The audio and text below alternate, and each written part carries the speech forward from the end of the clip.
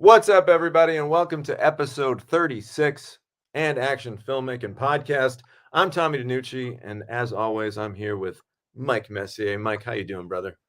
I'm good, Tommy. It's good to be here. It's good to see you and talk some really nice topic today of someone you've worked with and probably somebody, even if the people don't know him by name, they know him by voice because his voice has been heard worldwide, literally millions of times.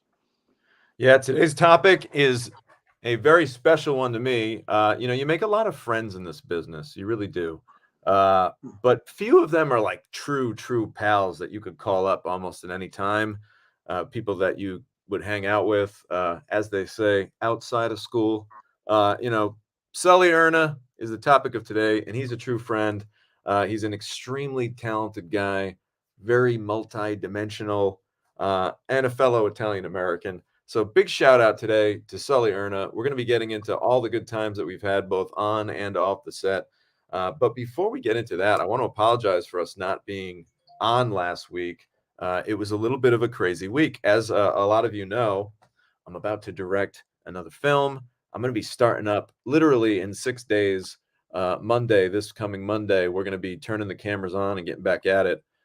So it's been a crazy little bit of chunk of time here. But we're happy to get on and do a show today. This might be our last one for a couple of weeks, but then it's a pretty quick shoot, so we'll be jumping right back into things. So apologies for that. And Mike, before we get into Sully, I'd like to take a quick moment to gather up some prayers, some thoughts for Tom Sizemore, an actor who I've gotten a chance to work with a few times, terrific guy, and he's going through a bit of a serious health issue right now. So everybody, think some positive thoughts for Tom. We hope he kicks out of that one. Yeah, Tom had a rough week, and from what I understand, Tommy, he's still in the hospital under doctor's supervision. And you know, people always think of Tom Sizemore for Black Hawk Down and several other top quality films. And of course, he was in some of the David Gear, produced or associate produced films down in Connecticut that you and I both worked on. And it's sad when someone who's had such a roller coaster hits a point like this. So we're pulling for Tom to get out of there. Yeah, let's not forget about Saving Private Ryan. One of the great Right. World War II films of all time. Tom had a very very amazing career. So we're wishing for the best on that. And let's bring up the mood a little bit. Let's say hello to some of our and action faithful here. What's up, Kim? Big shout out to Stephen E. How's everyone doing today? Hey, Steven. How's it going, buddy? We're Thanks. about to get rocking. All right, so Sully Erna, guys, my ringer is supposed to be off. I apologize. We're in the middle of prep this week, so as you can imagine, it's like the bullets are flying. I'm having to answer a lot of calls, texts, and it's all good. I mean, that's literally part of the job. So I apologize in advance if this episode's a little chunky like that, with some random distractions. But I have turned off my ringer. It's off to the side. Hey, So Tommy. Real quick. Speaking of phone techniques, buddy, you can get one of these at the Dollar Tree. It's a little phone like prompter, like a little thingamajigga for your phone. wow, it's like a little easel for your It's a phone. little. I've got two. One's in my hand, and one's literally holding up my phone right now. But I throw this in my trusty computer bag when I'm going to the coffee house, and it's for $1.25. It's a pretty good little piece of plastic. And look at that nice, is that houndstooth, that pattern? That's I beautiful. think so. Yeah, We I didn't love have to that. pay extra for the pattern, We but love yeah, that.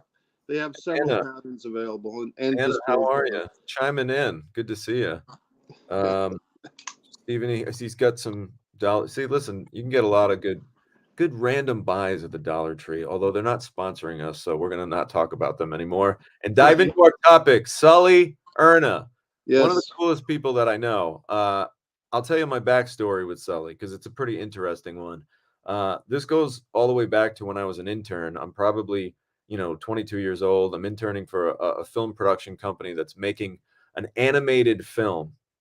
And there used to be this convention that came to Providence, Rhode Island. It only came twice. It was a short-lived convention. It was called Rock the Ink, and it was a big concert which was built around tattooing. So basically, like you had bands that would be there, and there would also be tattoo artists and vendors, and you could literally like do everything from show up and get a tattoo to watch one of your favorite bands. And headlining that event was Sully Erna and of course his band GODSMACK. So I was a fan of Godsmack. You know, shout out to my friend Mike Merluzzo, one of my best friends growing up. He was a huge Godsmack fan, and I remember seeing Godsmack uh, way back, and they opened up for Metallica. And I Wow. actually remember saying to myself, like, man, I kind of liked Godsmack better. Like they kind of rocked Metallica off the stage that night. So you know, it was kind of like a fanboy moment because the company that I was working with, you know, some of the higher ups arranged a meeting with Sully Erna because he happened to be in town. So basically, what ended up happening was I get to meet Sully, the conversation flows, and he gets hired to do a voice on this animated series that we're working on. It was actually an animated feature film. So we're about to rock and roll. He even lays down a voiceover for it, and the thing just goes belly up, as sometimes things happen in the movie business. You know, sometimes Yeah. things just don't work. Project died. But in the middle of it, I got to know Sully a little bit. We went out to LA. I got a chance to visit his recording studio in LA, which was a phenomenal time. It was awesome to kind of see behind the scenes of all that. He was doing a show, a solo show. I want to say like on Hollywood Boulevard or like you know, some cool little venue in Hollywood, and we went to go see that. So we kind of like, you know, I wouldn't say we were buddies, but like he knew me, I knew him. And then like 5 years go by, and you know, all kinds of change happens and a young person's career coming up. Sure. And here I am 5 years later. I had already directed Self Storage, and I was about to direct Army of the Damned. And I needed a lead in the movie that was kind of unique, a little different. And at the time, I was trying to package together whoever I really knew in the business. And at the time, I didn't know many people. And I remember this one email, and Sully and I had a couple of conversations where he would always say, like, I love music. It's obviously my passion, but I've always wanted to act, and I think I'd be pretty good at it. You know, like performing on stage to a crowd kind of similar. You're entertaining. It's Sure. it's you know, being able to tap into a bit of a character. I'm not saying Sully's not himself when he's on stage, but I'm sure there's a bit of a persona that you have to develop to be that guy every single night in San Antonio tonight, and then tomorrow in San Diego, and then in Portland the next night. You know, you got to put on that same show to get the fans excited every night. You can't phone it in. So you probably do have to tap into some form of a character. Of Um, course. so long story short, Sully and I had this kind of relationship, and I had his email, and I remember it. I'm not going to say it on the show, but I remember it. And I said, you know what? Let me just reach out to this guy. What's the worst that could happen? You know, and I just said, hey, Sully, I don't know if you remember me, but about 5 years ago, I was an intern on a project. My career's been kind of moving in the right direction. I've been working hard. I've directed a film. Here's the trailer to my film that's coming out soon, starring Eric Roberts. It's called Self Storage. Check the trailer out, and if you're interested, I have a role for you in my next movie. There's this kind of tough detective that I think you'd be really great for, and I'd love to offer you the part or at least talk to you about it. And surprise to me, like an hour later, maybe even less than an hour later, he emails me back. And he's like, "Yeah, I remember you, Tom." He's like, "How you doing?" He's like, "That's really great to see that you're moving in the right direction. Um, wow, this trailer looks really cool. Some real good violence in there. He liked some of the gore in the trailer, and you know, gave me a little credibility, I think." And then he said, "Look, I'm definitely interested. You know, I want to act, but you really see me as a cop? You know, I usually see myself on the other side of the law.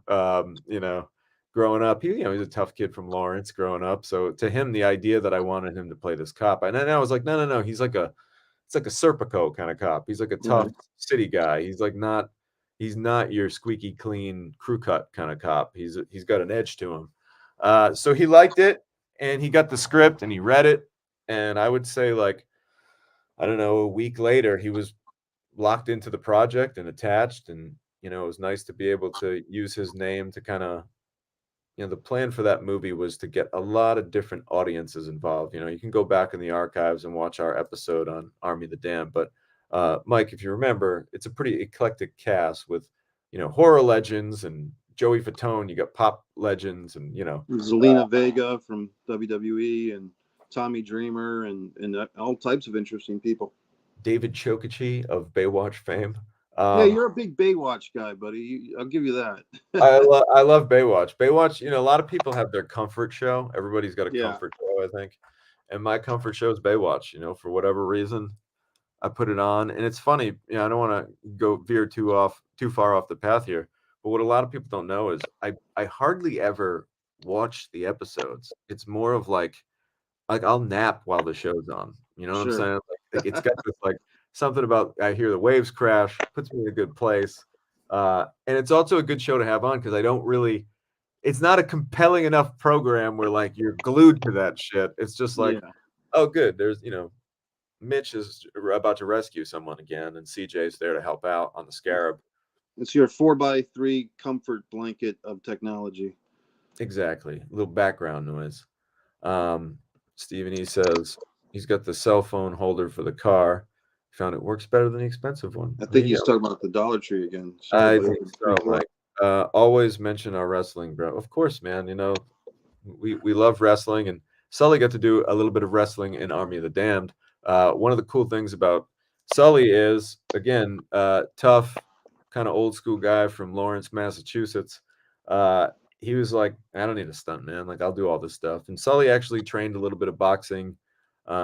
He's one of those guys who keeps himself in very good shape, very, very lean dude. And, he utilized a lot of that. Like, it's cool. There's nothing worse than when an actor throws a punch in a movie and you're like, oh my God, look, what the fuck was that? Like, you've never punched anyone in your life, clearly. Right. And when Sully throws a punch, it's obvious that, he's thrown one or two with a In his purpose. day. Yeah, so it was really great. He just lent a lot of authenticity to that character, and that's still a great movie, man. I mean, old school horror movie fans, if you watch it for what it is and enjoy the kind of the self-aware fun behind the film, I think people would like that movie. Great Halloween watch, Army of the Damned. Hey, Tommy, just for the fans that may not know all of Sully's work with Godsmack, I mean, they had maybe half a dozen top 10 hits in the late 90s, early to mid 2000s. I'm not the one that's so far away. Yeah, a little Voodoo. background. Yeah, a little background on Godsmack. A lot of people probably know the song Voodoo. A lot of people might know the song Awake. I Stand Alone. Yeah. And there's even a couple of newer songs like When Legends Rise. The WWE has used that to promote some different events. UFC has used that to promote events. Great song called Bulletproof. A lot of great covers. You got to just check them out, man. If you haven't really done a deep dive on Godsmack, one of the cool things about Godsmack is they've really stood the test of time. Like I always say, longevity is like one of the greatest kind of barometers of success. A lot of people can be hot for a year or two and fizzle, but when you can have a fan base that kind of follows you, adores you, comes to the shows, buys the merch, shows up, and supports you for, we're going on like over 20 years that Godsmack's been doing their thing. And I went to a show not long ago, and it's still a packed venue, high energy show, and people just have a really good. It's a classic American rock show, and I'm not a music guy. I might be fucking up the terminology. I don't know if they're alternative rock or rock and roll, whatever you want to call it. To me, when you go see a Godsmack show, you're just going to a good old fashioned rock concert. The fucking amplifiers are kicking, the drums are pumping, and Sully's lyrics are wild and in your face, and his voice. We had a conversation not long ago, and he's like, Tommy, like what a lot of people don't realize is my voice has kind of like matured now. So like there are things that I can do with my voice now that I just like couldn't do when I was in my 20s. He's like, Sure. it's funny. A lot of people don't realize that like it is an ever evolving craft, and it's cool to see that. And, we've talked about this, Mike, a little bit before the show off air, but Sully's not a one trick pony. He's the kind of guy who he's got a solo career as well, where he does a lot of different, for lack of a better phrasing, uh, you know, more chill music, a little bit more vibey music, a little more tame than the Godsmack music, more almost like singer-songwriter stuff. He plays the piano, he plays the drums, obviously he plays the guitar. He's He's just kind of dipped into country music a little bit, right? I didn't know that he dipped into country music, buddy. I think so. I mean, his version of that, I believe, just a tinge. Maybe. I don't know, but long story short is Sully is not the kind of guy to just stick to one thing and do it and be kind of, one noted. He's the kind of guy who loves to challenge himself and loves to try different things. Um, Johnny Yagavone, Sully fucking Erna, baby. Hey, listen, don't be sorry for the language. I'm not your mother. It's all good, brother. This is the And Action Filmmaking Podcast, and Sully gets me excited too. And if you were at a Godsmack show, you would definitely hear a couple of F bombs flying out. So I think it's more than appropriate for the topic. Um, but yeah, the cool thing about Sully during Army of the Damned was, this was his first lead in a movie. He had done a little bit of television. I think he had done a couple of episodes here and there, various TV shows. This was the first lead in a film. So he actually drove all the way to my house from New Hampshire and was like, "Hey, man, I'll be there in like a couple hours." And I'm like, "Okay, awesome." And he showed up and rehearsed with me for the whole day. And, we spent literally a full day, probably 6 to 8 hours on my porch right here. With the TV up, my computer linked up to the TV, reading the script, trying a bunch of different things. He had a lot of great ideas for the character. He was perceptive to all of my ideas and tried everything and wasn't afraid to give anything a shot. And he really trusted me, man. And like for a guy like that to take the leap of faith on a 20-something-year-old kid directing a movie, I really have a lot of respect for him. Even more so, years later, looking back on it, that level of trust. I probably didn't truly appreciate that level of trust when I was, a kid in the business. But like now, I'm like, wow, man, that was really cool that he believed in this project. So yeah, Sully puts the work in. That's one thing that I think is consistent with a lot of, I don't want to say famous people, but just like successful people, super successful people. They're not afraid of the work. Sully made sure that he was going to look a certain way and put the work in to do so. As Well, Ariana checks in, what's up, Ariana? yeah, how's she doing? She's been singing herself lately. Tommy, that She has story. also, quick side note, Ariana, she just edited an awesome promotional video for me. Oh, Uh, great. it's actually on most of my platforms right now. You can check it out for the collective, little behind the scenes action. So Good. go on over to my YouTube channel and check that out. What were you going to say, Mike? Just that, that story of how you reached out to Sully via email and how he responded within the hour. I mean, I guess I would just say that you could apply that to a lot of life lessons, because a lot of times I talk to friends, Tommy, and they're thinking about doing something, or they're thinking about emailing or calling somebody, and they just never seem to actually do it. But and then they just wonder what would have happened if I had sent that email or made that phone call or sent that text or gone to that event where I possibly could have met that person that I wanted to speak to about a project. And so many times, Tommy, I'm sure you and I have both done that too, but if you just live in that world of I should have, or I wonder what would have happened if I had done this, that, or the other, you'll drive yourself nuts and you may never realize any type of potential. It's a tough one, Mike. I mean, listen, life is very short. We see it all the time. You never know, and you don't want to live life never knowing. Right? And at the time, I just figured, hey, there's a 90% chance this might not even be his email address anymore. This was 5 years ago, so it's kind of like my philosophy has always been like, what do you got to lose? And, there's this old kind of phrasing where it's like, sometimes when you're going to make a decision to do something, think of the worst thing that could happen. Like, what's the worst thing that could happen in this situation?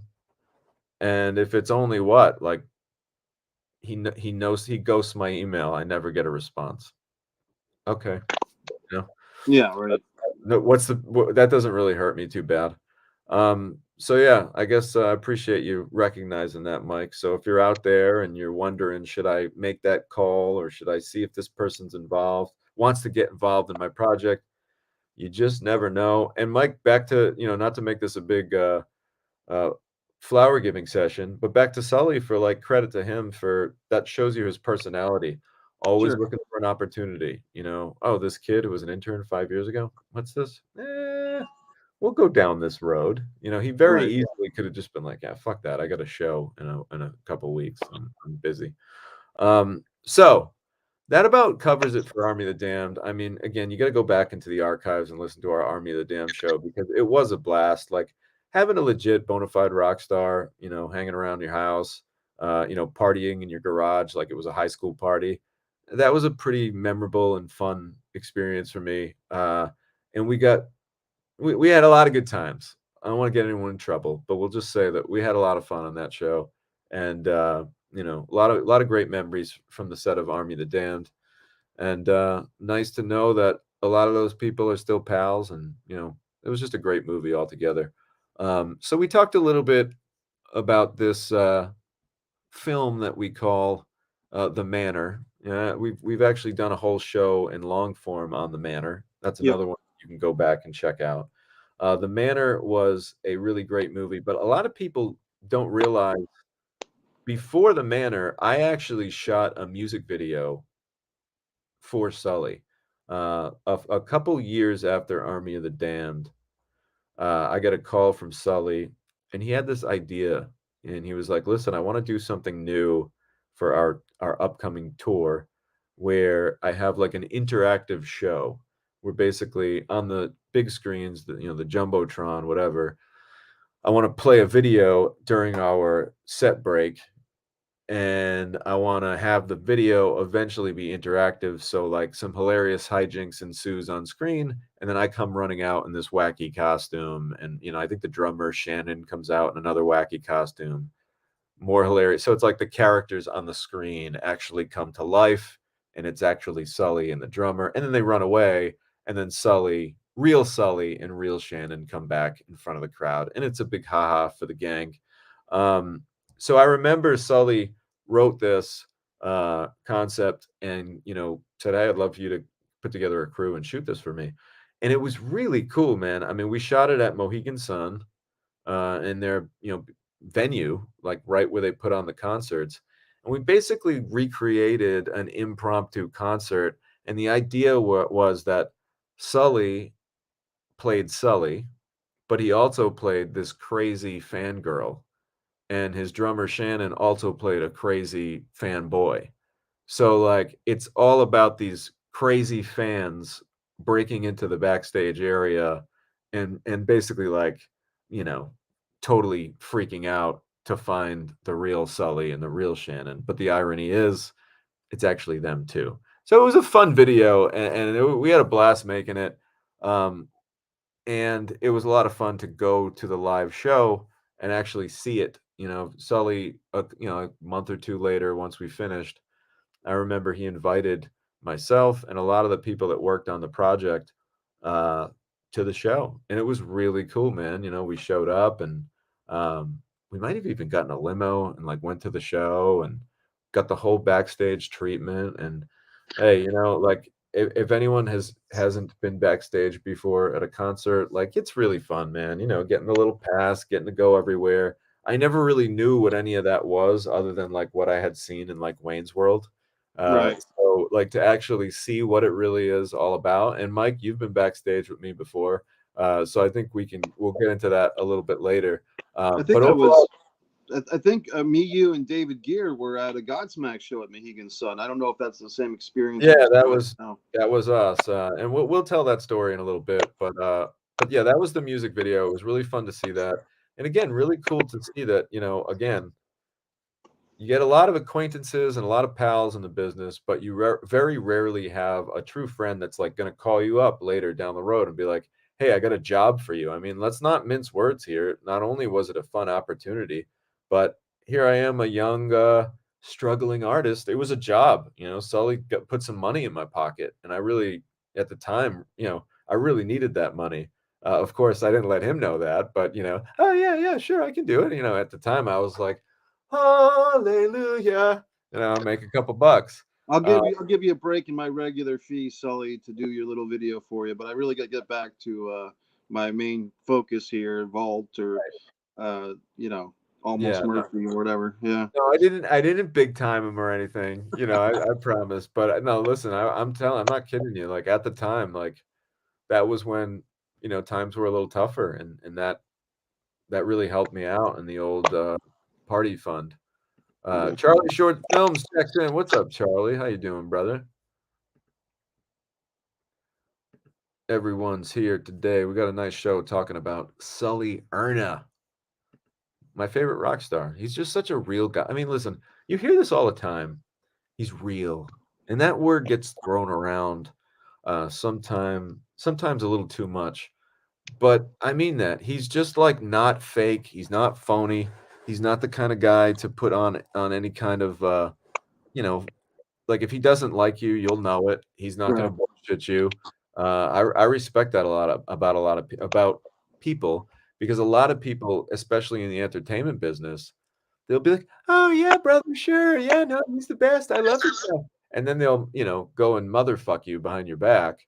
Whereas Sully, he's the kind of guy who's going to be very straight with you, and you know where you stand with him. And again, that's that old school New England, you know, we don't bullshit around here kind of a mentality.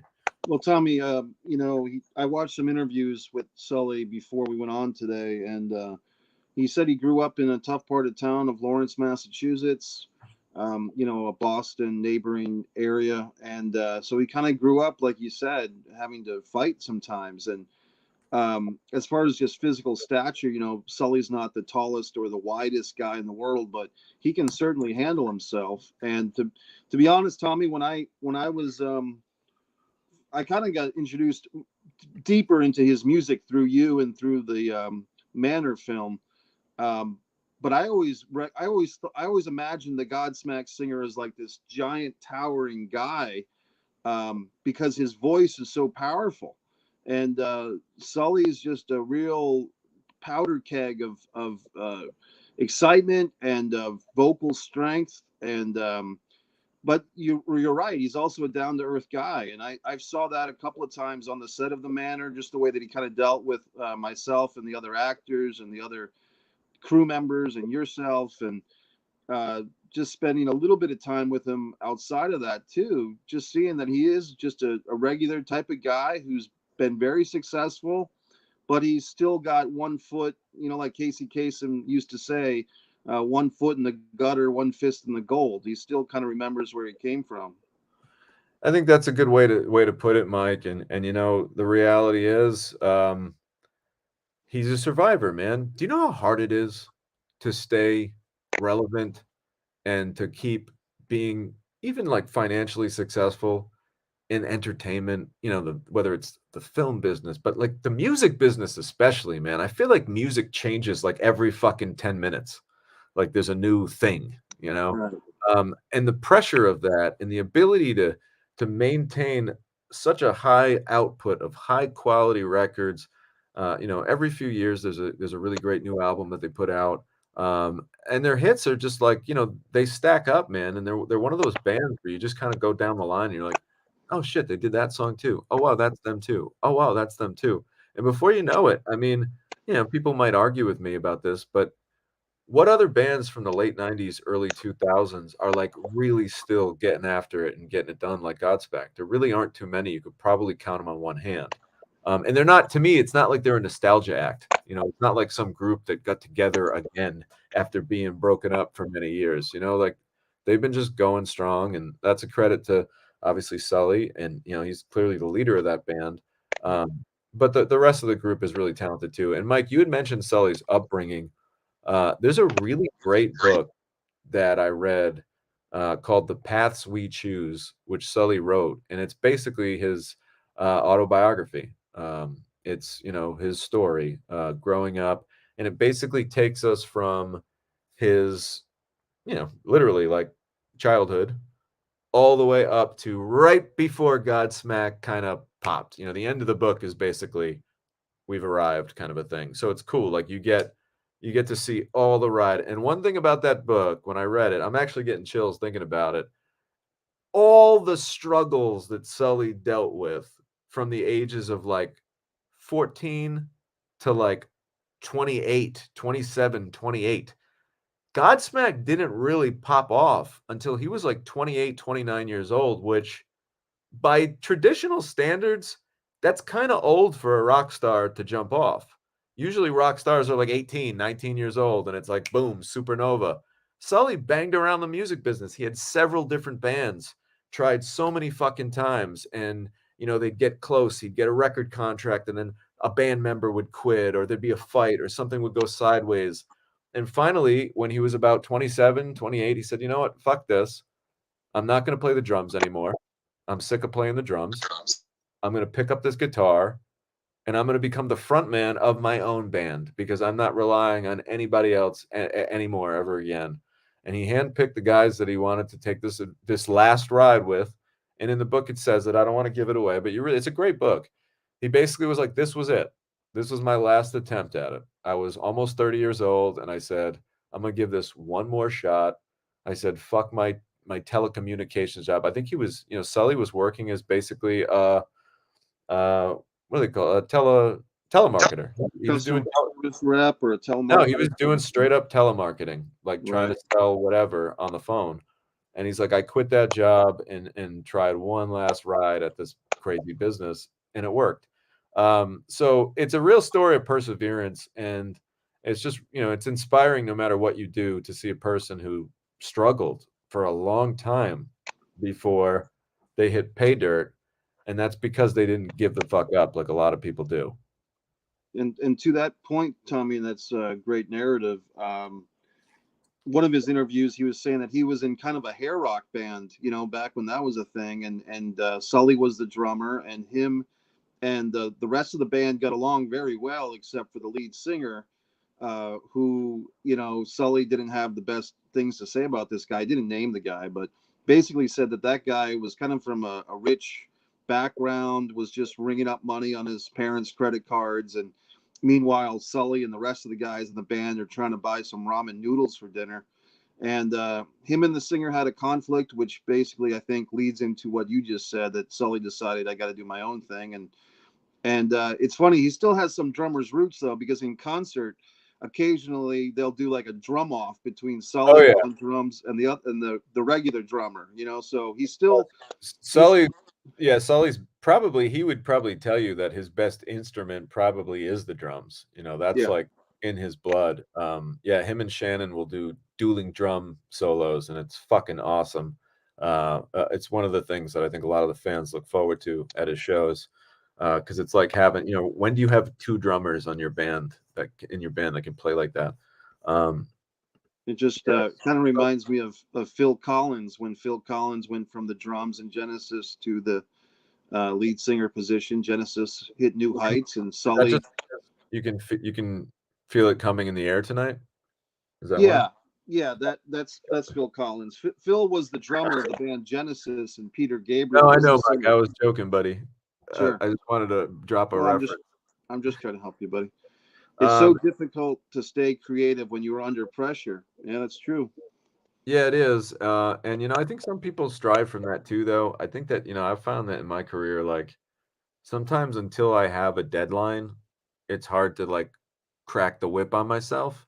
But Right. when I'm like, oh shit, this audition needs to be in by Monday, like I'm gonna get into it, or like, oh, you need to finish writing this by spring. So I think the pressure is good sometimes because if you don't have any pressure, it's like sometimes you can just plateau a lot. Pressure makes diamonds, baby. I Right? don't know if Charlie was making a reference to the Queen David Bowie song, which is my favorite song by either one of those artists, Under Pressure.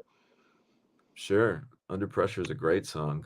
Um, okay, so let's move on to The Manor. Mike, I know you're going to like this topic because Mike was a co-writer on The Manor, and he was also in the movie playing alongside Sully as one of his brothers. So, Mike, why don't you take the lead on our chapter about the manor.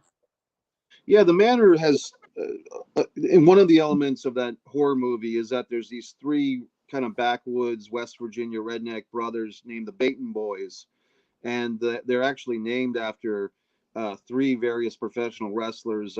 Mike Kanellis, or Mike Bennett, the pro wrestler, plays Darso Baton, or Darsal Baton. I play Ole Baton, who's kind of the Terry Gordy of the group, and he's named after the wrestler Ole Anderson. And Sully Erna was given kind of like the lead dog, the lead brother position of Bret Baton, and obviously a Bret Hart reference. And I really did like the chemistry between the three brothers. We all kind of grew our beards in and looked as rough as possible. I had a lot of fun with those guys. Sully, as you said, Tommy, such a down to earth guy. And there was one moment early on in the filming of that movie, Tommy, that I think I even mentioned to you at the time that I actually enjoyed.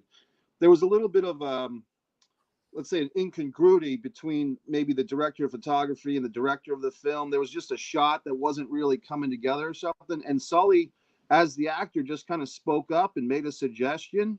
And a lot of actors wouldn't feel that empowered, or just, sometimes as an actor, it's tough to know when to speak up and know when to keep your mouth shut. But Sully, in a in a respectful way, but in a friendly way, just kind of made a suggestion that actually worked, and it made things move a lot smoother. And I was impressed by that. And I think I even said that to you at the time. Like, I like Sully's style because he's not stepping on anybody's toes, step on, eggshells here. If you've got a thought that can make the movie move quicker, which every movie needs to move quicker for the most part, why not share it? So I was impressed by that, and I guess you could say influenced by it. I enjoyed seeing that. Yeah, I think Sully's definitely, again, he's a true artist. He's he's got a very well-rounded mind. That's kind of what it comes down to. And yeah, again, he's old school. If he sees something that he thinks could be fixed with a simple suggestion, he ain't gonna be bashful about letting you know. And that's a great quality. And as far as like that is something that I think a lot of actors often feel nervous about and maybe afraid to pipe up. Um, and the reality is sometimes, I think what it comes down to is Sully kind of knew his place on that set, meaning, it's one thing if that comes from a team captain, so to speak, like one of the cast members that we're really relying on to sell the film, to market it, to kind of make this thing work. If you got one line in the movie, you probably shouldn't suggest shit. You Right. probably just sit there, or if you're a background actor, we don't need to hear your thoughts. Yeah. And Mr. I know that, Spielberg, I think you should focus more on my elbow from this vantage point. yeah, and I know that sounds like a dick. I know I'm gonna sound It like a sounds a fucking little asshole, caste system, but it's true. It's true but in the this. reality is, here's why. If one person makes a suggestion, then Right. like a domino effect, everyone will start to make suggestions. And then before you know it, you've got a group of 15 people trying to direct the film together. Yeah. So there's definitely a place for that. But if you're the lead in the film and they're literally like relying on you to make this thing happen, by all means, yeah, you got a suggestion, pipe on up. But I think suggestions are also like, I'm going to use a football reference here, but they're like challenges. They're like challenge flags in a football game.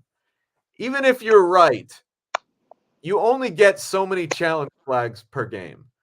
Because the Yeah. idea here is we can't just fucking challenge every goddamn play. We're gonna be here all night. So I recommend that if you do have a good suggestion, try to use them like, okay, do I really want to use my challenge flag on this? It's kind of like, wait to maybe don't be suggesting every 5 seconds.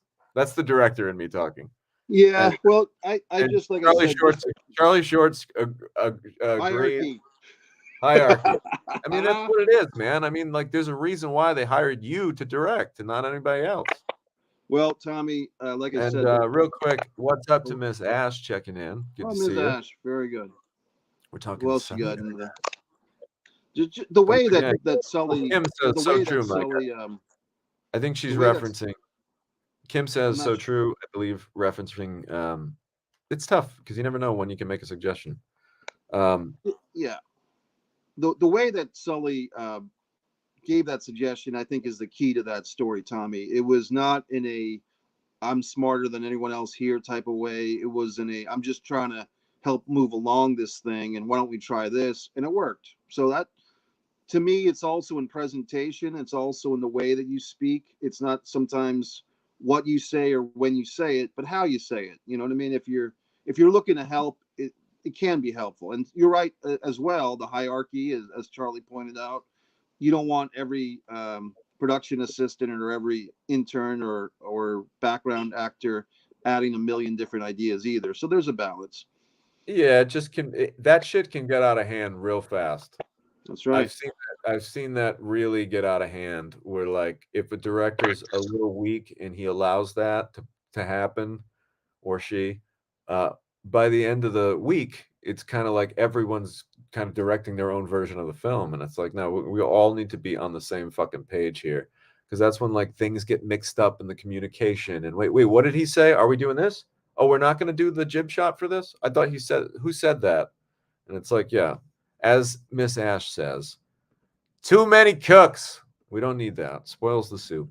Another memory of mine. Here's a cool thing about Sully that not a lot of people know, and I'm not going to mention the number, but I remember calling Sully up and telling him about this movie and saying, "Hey, look, man, you know this is it's gonna be a really fun horror movie. It's called The Manor, but it's a smaller budget than Army of the Damned. It's not really you know, going to be a huge payday, but I tried really hard to get you paid pretty well, for I think he was only there a couple days or 3 days. So I made him the offer and yeah, 3 days. And I made him the offer and he actually said, ah, man, he's like, come on. He's like, look, I appreciate it, but like, look, just give me this. And he actually like cut his offer in half. Like he cut that in half and he was like, look, I'd rather you, he's like, just I'm good. He's like, just put that money in the screen. He's like, make sure that you take that extra whatever you were gonna pay me and get some cool props, get some cool put it into the production. I'd rather the movie be a little bit better than to know line my pockets more. That's a And that classy guy, man. That's yeah, a that was classy such act. are you kidding me? I remember being like, teary-eyed emoji, like being like, Wow. "Oh," like, "Wow, this guy really gives a shit about me and my film here," to literally take money out of his pocket and say, "No, no, no, look, I appreciate it." And, like I said, it was a respectable offer, because I care about him, and I want him to feel like he was, getting paid his time to come all the way to Rhode Island and make another movie, and for him to kinda be like, "Yeah, take half and we're good." Can't say too many, can't say that's ever happened to me before on any Yeah, movie. that's totally awesome, man. And like I said, I felt like the Baton Boys of Mike Kanellis, myself, and Sully Erna, we did have a good chemistry. And like I said, you and your films have kind of been a conduit for me to do more investigative work as a fan of Godsmack, and seeing them in concert twice now. They do put on a hell of a show, and they can get 15 to 20,000 people at the snap of a thumb and a finger to come out and see them because their fans are very loyal. I mean, if you remember back, the Grateful Dead used to have fans that were loyal like that, and certain other bands just have a loyal fan base that will support these guys. And Godsmack and Sully in particular are very appreciative and respectful of their fan base from all that I've seen and experienced. Yeah, they are, and that's why they keep coming back and, new fans kinda get into the mix every year. Let's check in with some questions here. Charlie says, don't let the control go," and that's so true, man. I hate to say it, but it's sometimes in people's nature to try to push and inch their way a little more and a little more each day, and sometimes you just gotta drop the fucking hammer on that before it happens. Ariana Pacheco says continuity is so important. Yeah, that's a great point too. If like a director has one vision and then all of a sudden all these other suggestions can start to edge it into another direction and another vision. It's like, no, we got to stay on one path here. Is there tension between money and creativity? Usually, to be honest with you, me calling an actor and making them a financial offer is a very rare thing. The majority of the films that I've ever made, those offers are going out to from a casting agent that I'm working with that's been hired to cast my film, and then they make the offer directly to the talent's agent or manager, and then sometimes that will go back and forth and then go back to the agent. So I don't normally get involved in the financials. This was a movie that I was producing, The Manor, and it was one of those things where if Sully wasn't this close of a friend, I probably wouldn't be calling him and just having a conversation about numbers. So that's why, that's one of the reasons why I've tried to just focus on directing and not so much producing, because I do think that sometimes there can be some tension between money and the creative. And a lot of times I'd rather be positioned as that's Tom. He's the guy you talk to about story. He's the guy you talk to about character. He's not the guy you talk to about, what am I getting paid? When do I get my check? Because it's true. When you mix those two things, Right. you could get a little uncomfortable. And listen, sometimes it's inevitable. You're gonna produce something that you're directing, and it's just gonna happen. But I try to veer away from the financials as much as I can. Yeah, I would say the term would be muddy the waters, or confuse the roles when you, and that's sometimes if people are in a position like you said where they have to produce, direct, write, whatever, they're going to take on all those responsibilities. I worked with a friend of mine last year, Tommy, who was doing all of that, writing, directing, producing, and starring in his movie, and the toll that it took on him was pretty rough because he was getting all his emotions as a co-actor with some of his co-stars mixed in with his producer role, mixed in with his director writer role, and it was tough to watch that because he is a friend of mine. So to go, he was suffering, to be honest with you. And when you're making a movie, if the director or the producer lead person is suffering, that's going to show in the work, and that movie, to be honest, will have to be reshot by his own decision because of all these problems I just told you about. Yeah, there's no question. Muddying the waters is a great way to put it. It's just, it's tough. Sometimes you can't avoid it, but money and creative, keep those guys on the other side of the bar. You each get your own corner. Maybe we'll see you at the holiday party. Ariana says, that's awesome. People who respect and place importance on the final product are so valuable. This is team career. Yeah, and like I said, I've never had an actor say, you know what? That's an awesome offer. Just give me half. That's all I need. Usually you make an offer, and I mean, who wouldn't? You're just like, wow, thank you. See ya on the 18th or whatever. Um, so yeah, The Manor was a great film, really fun horror movie. That's another one that I would put in the October watch list. It's a good movie for the fall, that like September, October, because we actually shot the movie kind of, it had a fall vibe to it. So I think that people would appreciate that around the Halloween season. I think we actually filmed on Halloween that year, which I believe was 2017, if I'm not mistaken. Yeah, we did actually shoot a day on Halloween. So winding it down, guys, the last project that I actually worked on with Sully, uh, I had directed Sully, but I had never acted with Sully side by side. So that's a movie called Damon's Revenge, which, of course, we mentioned it at the top of the show. Uh, Thoughts and prayers to Tom Sizemore. Tom Sizemore is the star of that film, and Sully plays again. Kind of ironic because in the beginning he was like, "What do you want me to play a cop for?" Sully ends up playing a cop again, kind of edgy detective in Damon's Revenge. Really great performance in the movie.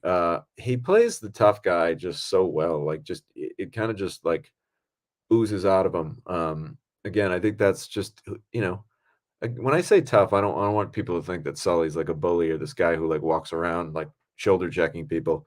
But it's a vibe. It's an essence. It's something that kind of comes from growing up a certain way. There's a swagger to him that you either kind of got it or you don't, and he's got it. And I remember just kind of my favorite parts about Damon's Revenge was obviously Sully and I have a really cool scene together where we get to kind of chop it up, and we improved a lot. We kind of just messed around with each other, and it was comfortable. It's like not one of these things where like, hey, I just met this guy today, and now we got to like rough each other up and have this scene together. It's like it was like like almost like a cousin getting to like mess around in the backyard with one of your cousins, like wrestling or something. So we had a lot of fun shooting that scene together, and it's a good scene. To me, I think it's one of the better scenes in the movie. So that was a great experience. And really just, the downtime. I remember there was a nice break in one of the days. Uh, and I think it was just kind of one of those things like, yeah, I'm done for the day. And like, oh, I'm going back to the hotel. Do you want to chill for a little bit? And kind of just like it was a nice day. And we sat outside in a little like kind of seating area at the hotel and just bullshitted for a couple hours, like had a coffee, like something like that. Um, it's the little things sometimes, it's the little conversations or the little moments that you share the fun stories. And, let me tell you something. Obviously, Sully just has so many cool stories from the road, from working with other famous musicians. So he's one of those guys that I could kind of sit back and almost listen to like a podcast and just kind of Right. drink my coffee and maybe puff on a little something and hear all of these kind of just wild stories. Crazy life. The guy's really just lived an incredible life and has gotten to experience so many cool things. And the great thing about Sully is, his story is not done being told. I think Sully's got a lot of exciting moments ahead of him. And I'll tell you, I know for a fact uh, there'll be a chance that him and I link up together again on something. Just because I know exactly what he's, one of these days that perfect role is going to come along where it's like, oh, this is a Sully part for sure. So I'm looking forward to working with him again sometime and doing it all over again, Mikey. Well, on a personal level, I don't think Sully would mind me saying this. He's also a proud father. He's helped raise his daughter, and I believe she's doing very well with modeling. And he must be very proud of her. And I think we've even seen her at some of the concerts. And so, in addition to everything you just said about the guy, going from the glam rock drummer to the lead singer of Godsmack, #1 hits worldwide. And in the meantime, he was able to bring a young life into the world and help her raise to maturity. And she's doing pretty well for herself, from what I understand. Yeah, Sully's a great dad, and they have a great relationship. It's really funny. It makes you feel old, but I remember Sully's daughter was a little girl, like eating candy and running around the set of Army of the Damned when she came to visit. Now she's all grown up, and Sully, like you said, has really done a great job of being there for her, and he's a great dad and a great family man. Going behind this going backstage at his concerts kind of tells you everything you need to know about Sully. I think the last time I went backstage, obviously there's the backstage area, and then Sully's, he's the front man of the band, so he gets his own like private room within the backstage area. And I remember it was really cool because Sully, like I think one of the security guards like came up to me or something or whatever. It was like, yeah, Sully said you could come in or whatever. And like myself, Mike, and David kind of milled into his private in the inner sanctum dressing room, and it's really great. It's like I think his father was there. I think his they were like all kind of like Italian pastries and some cakes and all kind of snacks. It felt like I was at like a family party almost. It was a family feeling, so it's like, yeah, Sully's definitely done all the cool rock star party things in his life too, but like really he's just like a nice family dude. He cares a lot about the people that are close to him. And I remember, I'll admit, I don't think Sully would be mad at me saying this, and I'm proud of this to be this close to him. But it was really cool. There were these kind of like, yeah, kind of slightly drunk backstage guys that followed me, Mike, and David into the inner sanctum dressing room, and they were a little loudmouth, a little drunk. And I remember like Sully just like looked at him, and obviously, not everyone who gets a backstage pass is truly a friend. Like sometimes they'll just give them away. Sometimes a radio show will give away backstage passes. So it's not like Sully really knew these guys, and they just kind of like came into his room. And Sully was like, who are these guys? Like, guys, he was like, guys, this is family only in here. And he said something like that. And I remember like being like, "Yeah, family only." Like, yeah, this is cool. Like I get to stay. And it made me feel really good, man. You know, I remember we talked about that on the ride home. We're like, man, we were just marking out for Sully. We're like, man, Sully's just like the best guy. He's the He's just so cool. coolest.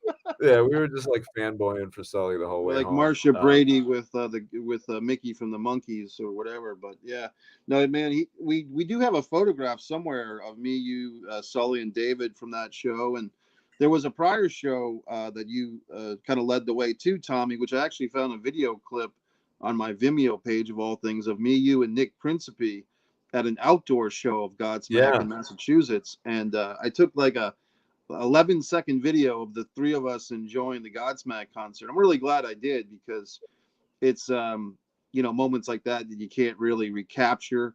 But these days, with the power of our cell phones, we can capture pretty much anything for posterity. But that was a fun time too, and I think we even had some type of makeshift backstage access at that show as well. And we that did. was, You ate a bunch of food that I don't think we were supposed to eat.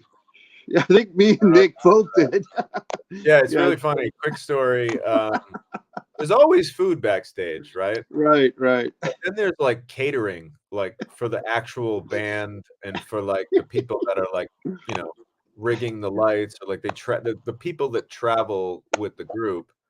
And we got in the backstage area and there was like the backstage area food, but then there was this other room with like a big fucking spread. And I Right. remember, like, I went in there to go to the bathroom or something, and like, I see Mike and Nick, like, sitting down, just eating a fucking heaping plate of food, and everyone's looking at them like, "Who the fuck are these guys?" And I remember, like, just a whole room full of people kinda just staring at Aghast. and, Mike's a big guy. Mike's, 6'3", Right. 280. Nick Principe's 6'7", Yeah. 65 at the time. So, like, you're not really gonna like who's gonna stop these two massive men that are sitting down? Like, you don't want to start an altercation with these fucking two behemoths with their plates of food. So like no one Right. really said anything, but I think eventually like Mike, you might have went up for seconds or something, and someone was like, this food's for the band and the crew only. It And was, yeah, it was funny, but hey something man, like that. Something Mike like is that.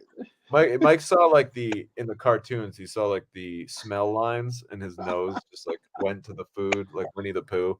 Well, Uh, but yeah, that was a fun show, Mike. And the other cool thing about that show, real quick, just to round it out, is at the time, Godsmack was what they call a bus touring band. So like right. a lot of the shows they wouldn't get a hotel. Like how it works was you show up, the buses park, they do the show, they stay up all night, and then they sleep during the day while the bus is traveling to the next venue. Yeah. Uh, so it's like the true rock and roll lifestyle. So like that was really cool, like hanging out by the buses. Like that's such a like rock show thing to do. Like Yeah. just to hang out, you're drinking beers by the buses with tour bus. You can go in there if you want, all kinds of crazy shenanigans Eat happening their every food. yeah, eating other people's food that's not really for you, running roughshod on the backstage area. So we've had a lot of fun times with Sully. I've had the pleasure of like chilling with Sully on New Year's Eve and going to his house for various pool parties and UFC fights. And Mike, you've been with me a couple times. So Sully's Yeah. really opened up his door for me. I'll always appreciate that. I'll never forget him believing in me as just like an eager, excited 20-something-year-old kid randomly shooting my shot via email and him actually giving me the goddamn time of day. Well, that's a great testimony to the friendship you guys have developed, and um, this is kind of a funny little story. I hope you don't mind, Tommy, but I think you told me that one time you were just sitting at home and you got a text from Sully, and he said, "I'm driving through Rhode Island and I thought of you," or something like that. which I thought was kind of a nice, friendly way of just thinking, "Hey, when I think of this whole state, I think of my buddy Tommy." I don't think there was anything wrong with that. It was Yeah, kind of no, it was funny cool, that. man. No, it was just, hey, that's how Sully and I are, man. We always just kind of check in on each other once in a while. Like I said, I don't want to get people confused. We don't talk every single day or even every single week. Hell, we've gone chunks of months without speaking to each other. But anytime I shoot him a text, anytime he shoots me a text, we're right there for each other. And at the end of the day, man, like that's what friendship's all about, right? Life's a Yeah, funny thing. We're not always going to be able to be on the same channel, but we can always kind of flip back to it if we got to, you know. Well, I think that's he's from what I've seen of him, and you know him a lot better than I do. But from what I've seen, he really is a great guy, and I was happy that you got us together for the Anders Manor and the concerts, and I've since all that I've gone out and actually purchased hard copy old school CDs of his music, which I enjoy quite a bit, Tommy. So there you Yeah, go. man. Guys, if you haven't listened to Godsmack, do yourself a favor, go out, check out the hits, you know, Voodoo, uh, doing the best I ever did, or hold on, I'm messing that one up. But I Stand Alone. Right. The whole album, Bulletproof, is fantastic. Again, just Google it, check it out. Do yourself a favor, do a deep dive on Godsmack. They're one of the greatest kind of American rock bands that are going. And beyond that, if you really want to know more about Sully, read his book, The Paths We Choose. It's a really inspirational story, and I think if you're any artist who's struggling to kind of get to where you dream of being, if you read this book, it might make you leg it out a little harder and not give up. And also, Sully Erna and Godsmack will be touring again this spring. They're going to be at the Mohegan Sun in Connecticut in, I believe, May. So I'm probably going Nice. to try to go to that show. So if you're a fan, check them out. They're back on stage this spring. Everybody, I apologize. I'm gonna have to. Me and Mike are gonna have to go for a little while. Oh wait, real quick, I just want to before we get into that. Charlie Short Film says maybe something for a documentary Yeah, about interesting. Sully. Funny you mentioned that, Charlie. A project that Sully and I have talked about for a long time, on and off. He's always dreamt of making a biopic, not necessarily about Godsmack, but just kind of loosely based on this young rock star who's been trying really hard to get where he wants to go, and then finally, kind of like almost like a loosely based biopic. Um, so that's kind of something similar to a doc, although it's obviously a little different. But that could be something that you see down the road. John Fiore, I'm Hey, new John. here. Good show. I'll password. Thank you. Appreciate that, man. John's very big in the Boston film world. So great to have Mr. John Fiore in here. He's a great guy. He does a lot of stuff up in all of New England, but Boston especially, I believe. Yeah, we're excited to have John with us today. Thank you very much, brother. Anna says, "Sometimes it only takes one person to believe in you." That's absolutely right. Carry you forward. Everybody's got to find that one person. I saw a really cool Mr. Rogers speech when he won an Emmy. It was like a Lifetime Achievement Award. And he basically just said, I want everybody to take 10 seconds of silence. I'll time it, and just think about all the people who helped get you to where you are today. And that's kind of how he dedicated his award. It's the other people that push you that really make you what you are. We understand, bro. Do what you got to do. Yeah, man. Got time to make the donuts. Uh, it only takes one person to believe in you and carry you forward. So yeah, guys, I'm gonna miss you, but I will be back. Mike will be back. We're gonna be doing our thing again. We appreciate you sticking with us through the bumps in the road when we got to disappear for a couple weeks.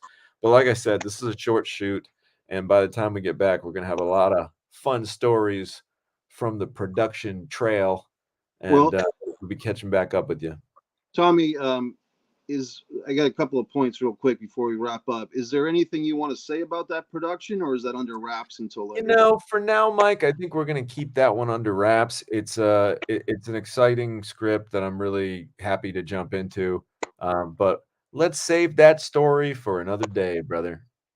I also wanted to mention this is our 36th episode, and in the couple of weeks or the week or so that we'll be off, by all means, a lot of these, I think every episode, Tommy, is not really time dependent. You know what I mean? Like you could Totally. listen to our we had two episodes on writing specifically for film. We had I think an editing episode. We had a really good stunts episode. We've also done personality profiles on Tommy Dreamer and other people that Tommy DiNucci's worked with. So I just encourage people, and we really do appreciate the fact that people have been sharing the clips. Tommy is very good about doing that on Instagram, and some of you, I think Kim Kaling included, have shared those for us, and other folks have shared us, which really does help, because it's like this, Tommy, like if you're always promoting yourself and pushing yourself, that's okay, but a word of referral from a different party is always more powerful than someone blowing up themselves. Well, it's like what Anna says. Sometimes it only takes one person to believe in you to carry you forward. I've And we got some. appreciate that. So thank you very much, guys. Again, we really appreciate all the subscriptions, all the likes, all the shares. I'm less than 30 subscribers away from 1,000 subscriptions on Great. YouTube. So if you could help me spread the word and get those last few, I'd really appreciate it. Trying to get to 1,000 real soon. Yeah. And thanks for sticking with us and watching the show. And Tommy, speaking of YouTube, and if we could get Tommy over 1,000 by this time next week, that'd be great. I recently split up my YouTube channel, Tommy. So now I've got a pro wrestling fan, a man in the camera films, and a Mike Messier YouTube channel. And I just did more research on YouTube, buddy, and just the whole niche thing. It finally clicked that I was kind of confusing the analytics of YouTube and all that stuff. And so it's good to be here on StreamYard and YouTube, and always good to be on In Action with you, Tommy. I'm going to be doing some reading of my own books this weekend, which I always like to do. And you're going to go make a film, man. So I'm proud of you, buddy. And say hi to everyone in Connecticut for me. Well, we're going to be shooting this one in Rhode Island, but I'll tell all the people in Rhode Island to go to Connecticut. They'll tell the people in Connecticut for you. Thanks for always being a great audience. Thanks for being a great co-host, brother. And that's fun. Guys, we'll see you on the other side after this movie wraps in probably not next week, but the week after, or maybe the week after that. I'll check in with you. Be on the lookout. And thanks again, guys. We'll see you soon.